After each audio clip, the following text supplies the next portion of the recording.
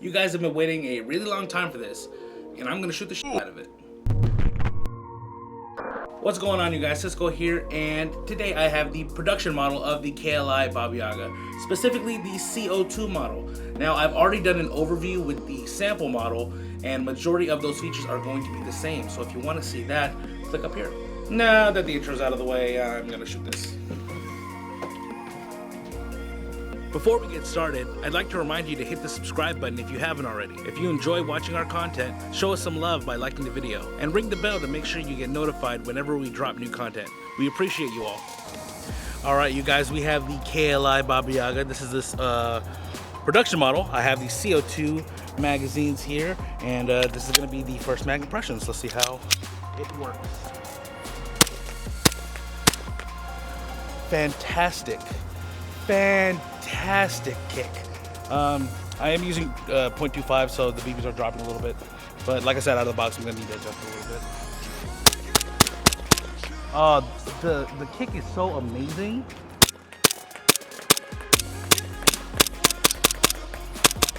It's so responsive, very crispy. I do have to say that the green gas version does perform very well, but just the extra oomph from the CO2. I do have a second mag. Ooh. Oh man, it's so nice. It feels good in the hands. Very tactile with the grip. Very similar to the production model, or the sample model that we got to fire before.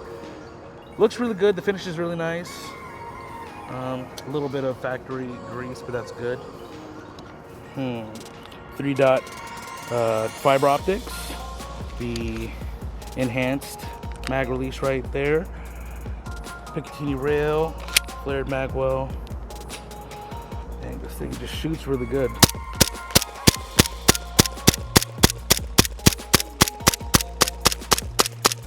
First impressions of the gun.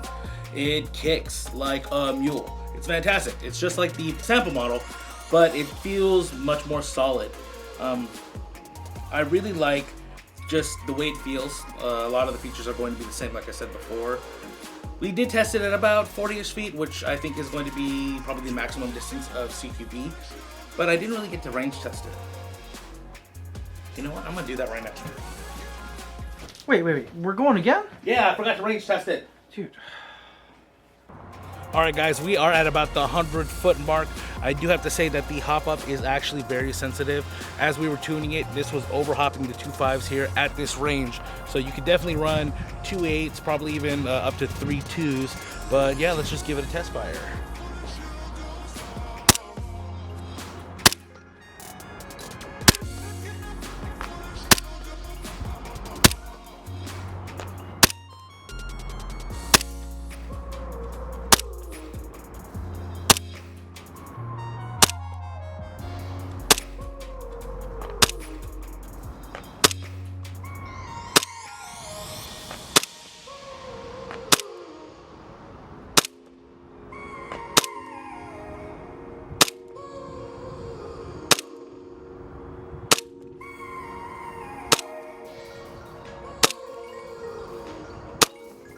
Now I am having to compensate a little bit for wind and this distance, but honestly, the fact that it can hit the target from here is pretty impressive.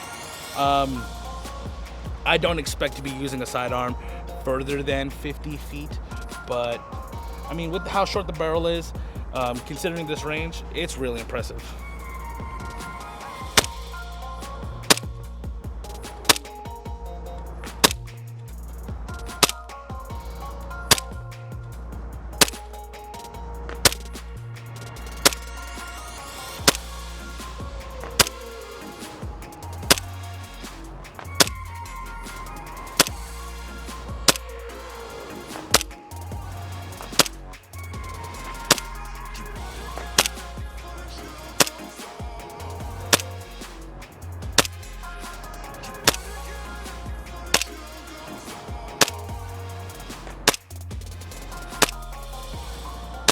With the range test, that was really cool that the hop-up unit is actually really sensitive.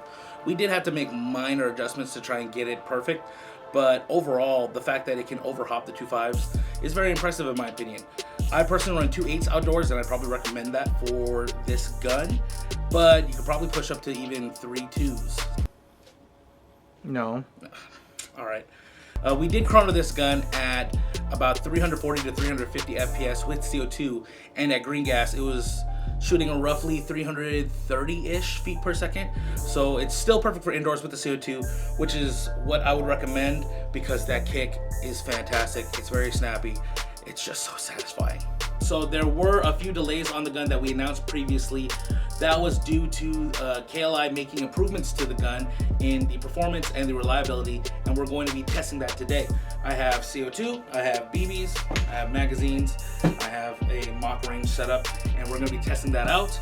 I'm going to keep shooting it until I run out of BBs or CO2 or the gun malfunctions. We're going to do a time lapse. Boaz, you can do a time lapse, right? I mean, I guess. Dope. All right, let's get into it.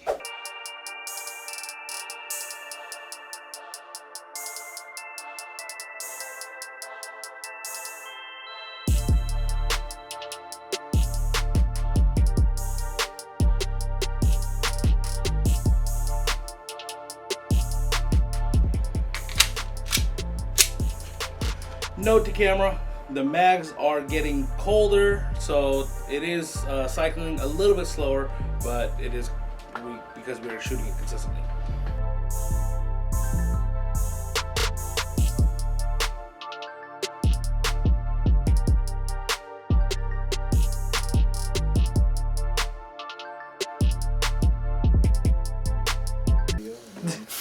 Continue the video. Bruh. Bro, you have to slow it down just For that. Hell yeah. Yeah.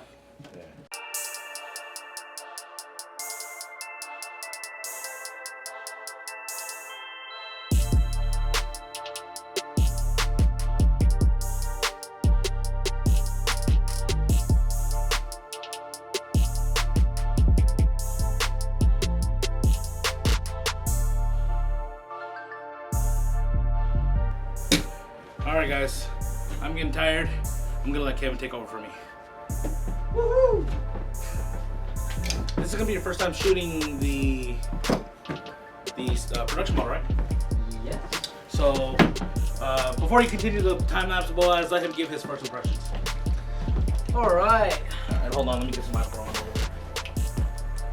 Ooh, these are cold. there. Yeah, no, I shot Real cold. 15 mags.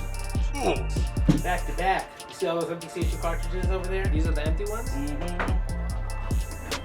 Alright, I am good to go. Good. You are free to shoot. Alright.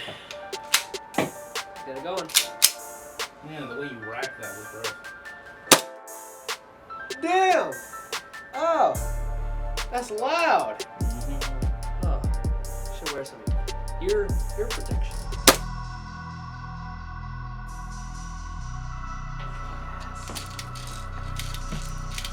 Because Kevin's eyes or ears hurt. There you go. Thank you. Something to help absorb the. What's that? Hey man, it echoes in here. There goes that CO2 that launched when I took it out. Alright. Safety first. Oh, much better. Whew. That's nicer. Alright, here we go.